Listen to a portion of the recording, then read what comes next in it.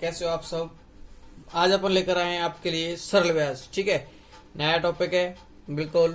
तो देखिए क्या है सरल ब्याज, होता क्या है, सरल ब्याज कब मिलता है, ठीक है, और किस तरीके से बनता है, इस चीज के बारे में आज अपन जानते हैं। दूसरी बात, इन पर आधारित आज अपन करने वाले हैं लगभग 15 से 18 क्वेश्चन तक, और जिससे आपका हर टाइप का क्वेश्चन एक आपका कंप्लीट हो जाएगा।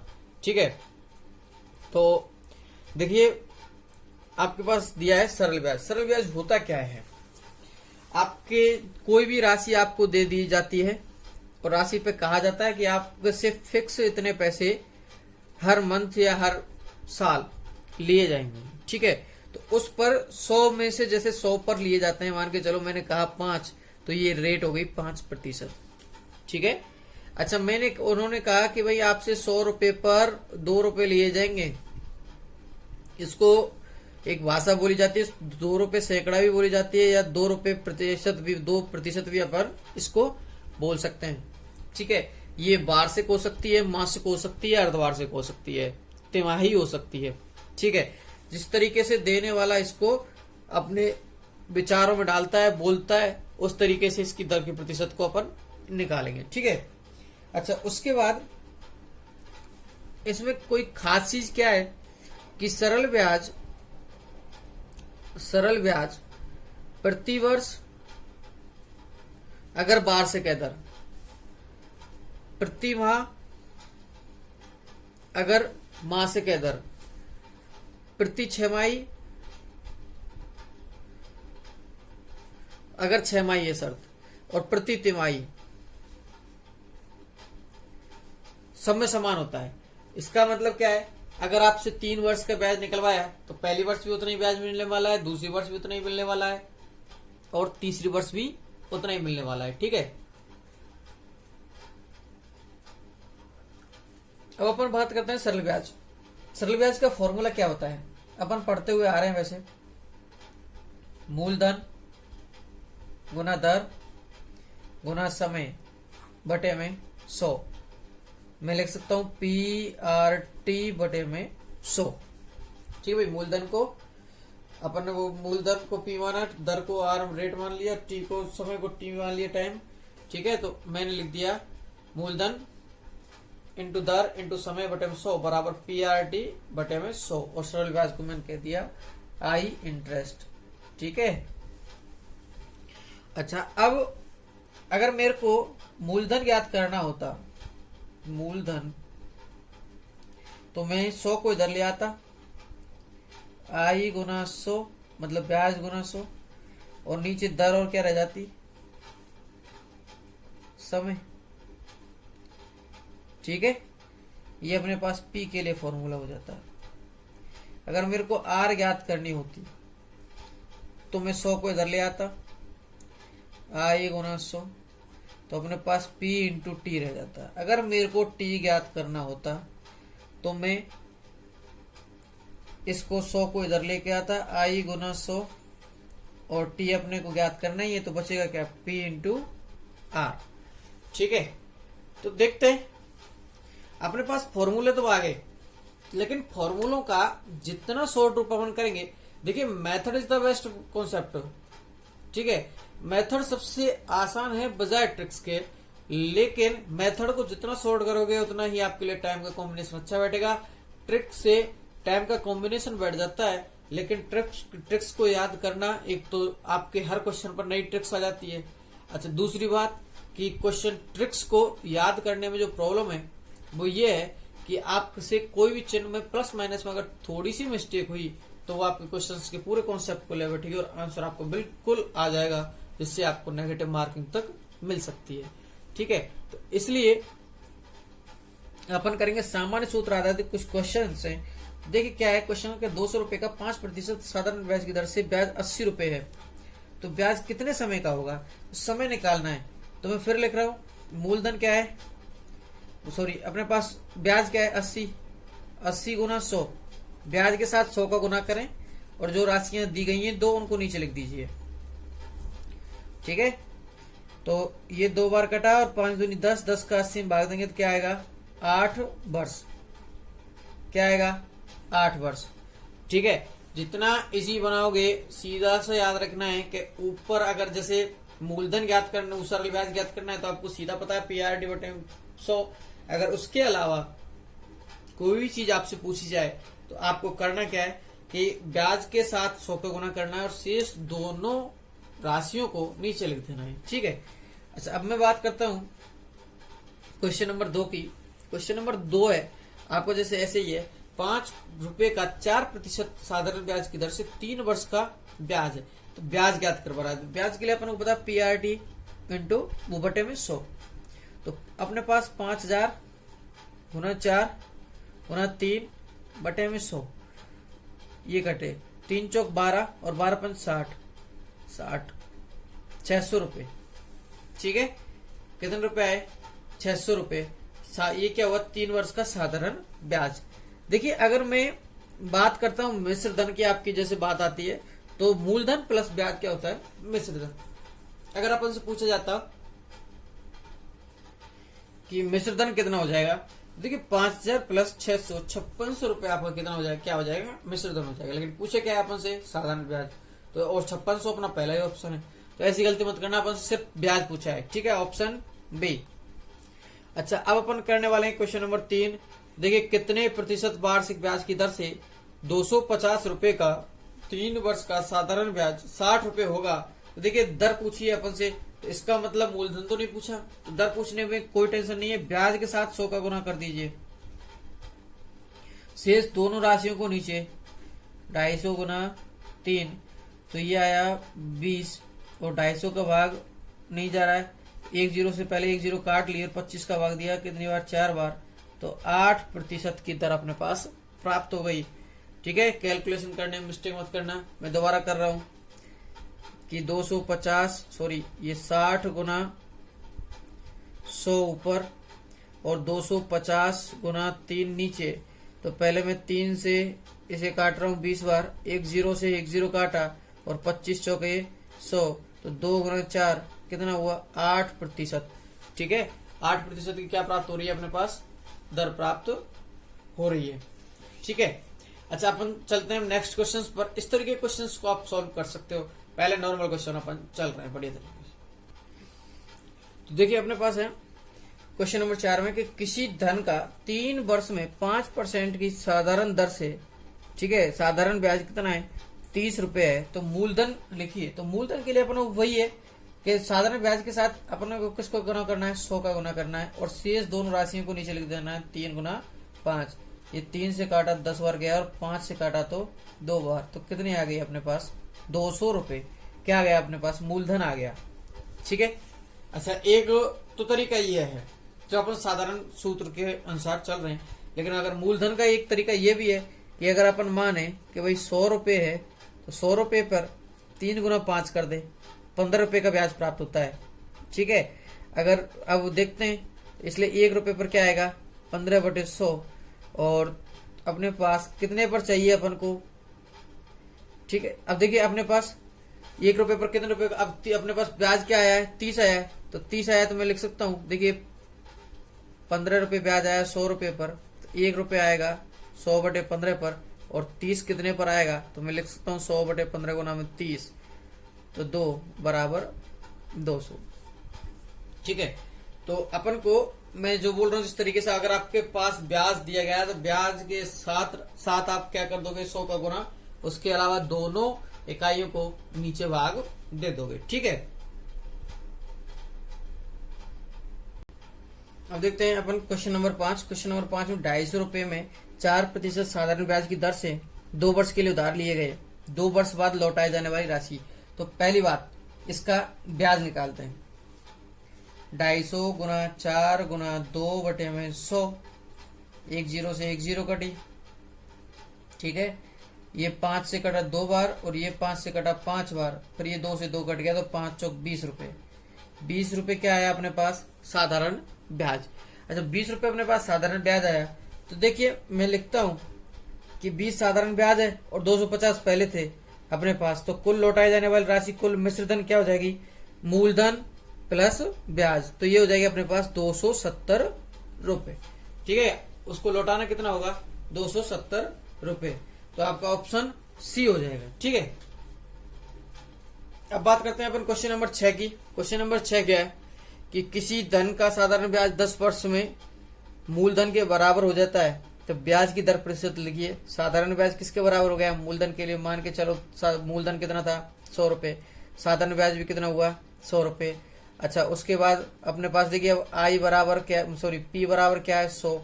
आई बराबर क्या है? 100। अच्छा, साधारण ब्याज 10 वर्ष में, टाइम बराबर क्या दिया हुआ है? 10 वर्ष। ठीक है, तो ब्याज की दर प्रतिशत निकालिए। तो मैं लिख सकता हूं कि अपन को आर निकालनी है, तो पहले आई क्या है? 100, ब्याज के साथ 100 का गुना कर दीजिए। ठीक है, उसके बाद मूलधन को और समय को नीचे लिख देना है। तो मैं लिख देता हूं 100 से 100 कट गया, 10 से 10 कट गई, तो 10%। ठीक है, आपका आंसर क्या हो जाएगा? 10%। अच्छा, अब अपन करते हैं क्वेश्चन नंबर 7। तो देखिए 2 पैसे प्रति रुपए प्रति माह की दर से, तो एक माह में 100 पैसे पर कितने पैसे? 2 पैसे ब्याज के हैं। तो ऐसे ही 12 माह में कितने हो जाएंगे? 2 गुना 12 बराबर 24 पैसे प्रति वर्ष। कितने पर? 100 पर। तो दर क्या हो गई? 24%। भाई 100 पैसे ही तो होते हैं 1 रुपए में। ठीक है, तो 24% क्या हो गई अपने पास? दर हो गई। इस चीज को अपन को ध्यान रखना है कि इससे दर अपन को कैसे बनानी है। ठीक है, 24% वार्षिक अपनी दर हो गई। अब 50 रुपए का 1 वर्ष का ब्याज निकालना है। तो देखिए मैं लिख सकता हूं कि पीआरटी 50 गुना 1 गुना 24 बटे में 100, तो 50 ये 2 बार कटा 100 और ये 12 बार कटा, तो मैं लिख सकता हूं 12 रुपए। ठीक है, 12 रुपए क्या आ जाएगा? आपका आंसर हो जाएगा। अच्छा, अब अपन करते हैं क्वेश्चन नंबर 8। क्वेश्चन नंबर 8 क्या है कि किसी साधारण ब्याज की दर से 400 रुपए का धन 4 वर्ष में 480 रुपए हो जाएगा, तो दर ज्ञात कीजिए। देखिए किसी साधारण ब्याज की दर से 400 रुपए का धन 4 वर्ष में कितने रुपए हो गया? 480 रुपए हो गया। तो देखिए मैं लिख रहा हूं कि 400 से कितने हुए? 480, मतलब बढ़े कितने? 80। ठीक है, कितने वर्ष में बढ़े? 4 वर्ष में। इसका मतलब 1 वर्ष में कितने रुपए बढ़ाए गए? 20 रुपए। कितने बढ़ाए गए? 20 रुपए। अच्छा, 20 रुपए कितने पर बढ़े थे? 400 पर। अगर 100 पर बढ़ाने होते तो मैं लिख देता हूं कि अपने को बढ़ाने कितने हैं? जैसे 400 पर रुपए बढ़े 20, तो 1 पर कितना बढ़ेगा? 20 बटे 400। और उसी प्रकार अपने 100 पर बढ़ाने, भाई दर प्रतिशत में 100 पर निकाली जाती है, तो 100 पर बढ़ाने हैं, तो 20 बटे 400 गुना में 100, तो ये कट गया 5% आया इस हिसाब से। ठीक है, लेकिन अगर अपन ये जो तरीका है मेथड्स को इस तरीके से बदलने का है एक एक नियम के आधार पर, लेकिन नहीं अगर अपन करना चाहें कि साधारण ब्याज कितना है अपने पास? 80 आ गया। आई बराबर मैंने लिख दिया 80 और पी बराबर मेरे पास 400। अच्छा, और टी बराबर अपने पास 4 वर्ष दिया गया है, तो मैं सीधा लिख सकता हूं कि ब्याज के साथ 100 का गुना करें, शेष दोनों राशियों को नीचे लिख दें। ठीक है, तो 80 पंजे 400 5 बार और 5 चौक 20, 20 का 100 भाग दिया तो 5%। इस तरीके से भी अपना आंसर तुरंत आ जाएगा। ठीक है, आप चाहो तो ये मेथड अपनाओ जो लेंथी है, और आप चाहो तो डायरेक्ट अपने फॉर्मूले से ही करें तो भी बेहतर है। ठीक है, आपको चूज करना है कि क्वेश्चन को कब लेंथी करना है और कब नहीं।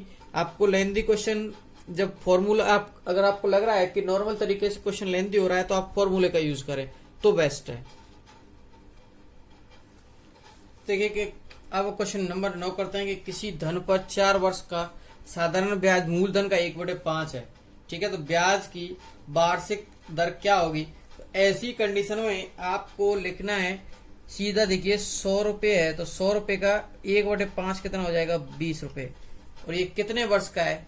4 वर्ष का, तो 1 वर्ष का कितना हो जाएगा? 20/4 5% आपकी दर आ जाएगी। फिर बता रहा हूं कि 100 रुपए का 1/5 कितना है? 20। तो 100 रुपए पर कितना ब्याज हुआ? 20 रुपए। तो कितने वर्ष का है? 20। 4 वर्ष का है, तो अपन को चाहिए 1 वर्ष का, तो 1 वर्ष के लिए मैंने लिख दिया 20/4 बराबर 5%।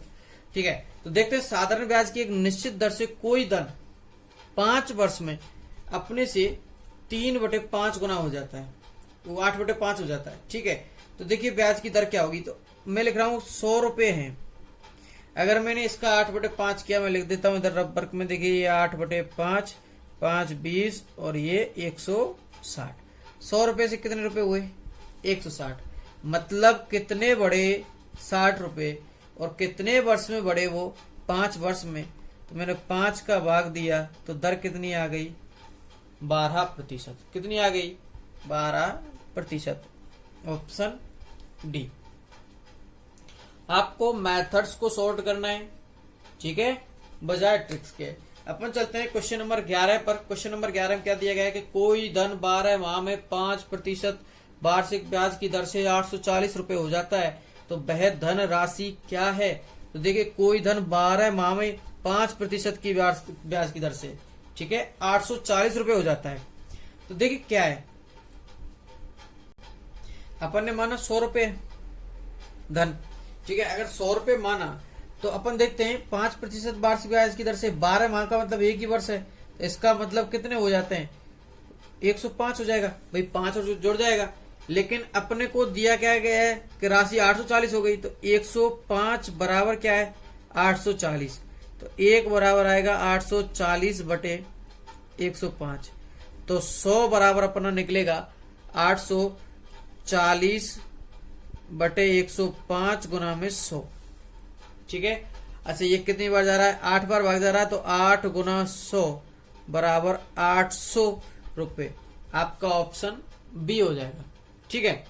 अब अपन चलते हैं क्वेश्चन नंबर 12 पर। 12 में क्या है कि यदि कोई धन साधारण ब्याज से 8 वर्ष में दोगुना हो जाता है, तो ब्याज की दर ज्ञात कीजिए। तो देखिए मैं लिख रहा हूं कि 100 से 200 हो गया, ठीक है। कितना बढ़ा? 100 रुपए, ठीक है। अच्छा कितने वर्ष में बढ़ा वो? 8 वर्ष में। तो 8 का भाग दे दीजिए 12.5%। दर क्या हो गई?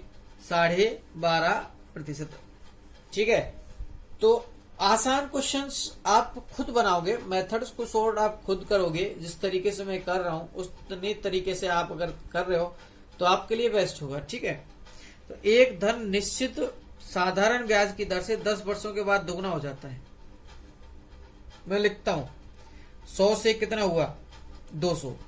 कितने बढ़े? 100 रुपए। कितने वर्षों में? 10 वर्षों में। तो दर कितनी आ गई? 10%। कितनी आ गई? 10%। आप चाहो तो नॉर्मली फॉर्मूला यूज कर सकते हो। आपके पास ब्याज है 100 रुपए, 100 का गुना करना है, शेष दोनों राशियों को नीचे लिखना है। शेष दोनों राशि क्या है कि 100 तो अपने पास मूलधन है और 10 क्या है अपने पास? वो है समय। 1 0 से 1 0 कट गए, 10% अपने पास क्या आ गए? दर आ गई, ठीक है। आप चाहो तो अपना PRT/100 वाले फॉर्मूले में मान रख के अपन निकाल सकते हैं, ठीक है। अब अपन चलते हैं क्वेश्चन नंबर 14 कि कितने समय में 5% वार्षिक साधारण ब्याज की दर से किसी धन के मान में 40% वृद्धि होगा। तो देखिए क्या है कि अपने पास 5% वार्षिक साधारण ब्याज की दर से, तो मैंने 100 लिखा, ठीक है। अच्छा 100 से कितना हो जाएगा? 40% वृद्धि होकर 140 हो जाएगा धन, ठीक है। तो ब्याज क्या होगा? 40 रुपए। अच्छा कितने की दर से? 5 की दर से, तो 5 लिखा। टाइम क्या हो जाएगा? 8 वर्ष। जितना ब्याज बढ़ता है 1 वर्ष में, ठीक है। अच्छा उसके लिए अपन को जैसे टाइम निकालेंगे, ब्याज जितना बढ़ा उसमें अगर दर दी गई है तो दर का भाग दे दें, और समय दिया गया है तो समय का भाग दे दें। दोनों में से एक चीज अपने पास दी हुई होगी तो दूसरी चीज अपन आसान तरीकों में निकाल सकते हैं, ठीक है। अब आ जाते हैं अपन क्वेश्चन नंबर 16 पर।